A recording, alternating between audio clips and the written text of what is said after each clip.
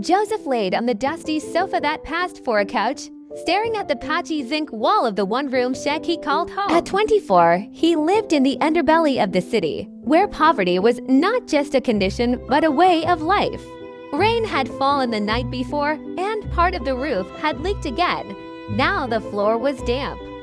Hunger gnawed at his insides, a familiar ache he had long stopped complaining about. He was 24, jobless, and surviving on the crumbs life threw at him. His father had died when he was 10. His mother had died 3 years ago, her body giving up after years of selling roasted corn under the sun trying to raise him and his younger siblings. They had both died with nothing, no land, no legacy, no hope, leaving Joseph alone in a world that offered him only one thing: wretchedness. Every night, when the lights went out and the world grew still, Joseph would close his eyes and imagine a different life, seeing himself stepping out of a sleek black car, dressed in crisp Italian suits, walking into boardrooms where men listened when he spoke, and his signature alone could change the fate of a company. Returning to a mansion on a hill, where gold-trimmed walls and chandeliers glittered like the stars he used to count as a child. In that dream, he was somebody, and every night he had wished never to woke from it. Each time, he would narrate his dream with excitement as if he just won a game to his childhood friend, Jude, who lived 2 doors away. Jude would always say, "You day waste your life. This your dream no go feed you. Wake up." His words are always harsh on Joseph as it makes him feel rejected and bitter. And the dream would vanish, replaced by reality, cracked walls, empty pots, torn trousers, and sandals. For years, this contrast between dream and reality tormented Joseph. It made him bitter. It made him angry, but the dream never left.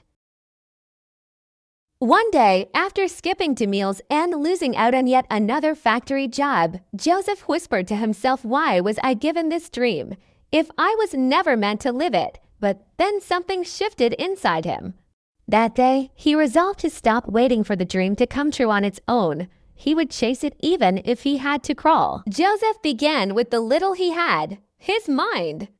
He went to a cyber cafe and used the free 10-minute trial to learn basic digital skills.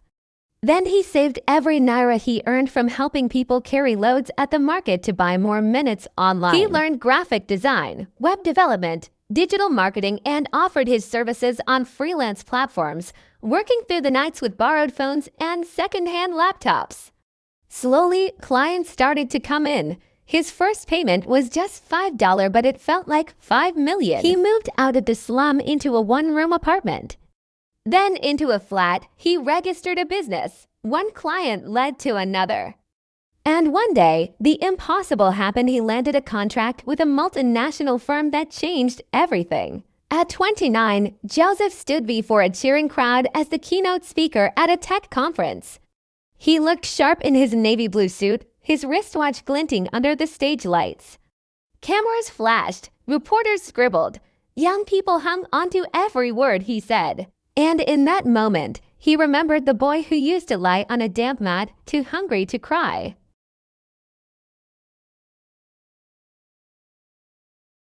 That night, back in his mansion, he walked onto the balcony. The city lights glittered below him, but Joseph looked up at the stars. He remembered those nights he spent dreaming beneath them. Was it still a dream? He wondered. No, not anymore. The dream had become a goal. The goal had become a journey. The journey had become a reality. And reality had become success. A dream, yes, but not just to sleep through, but to wake up for.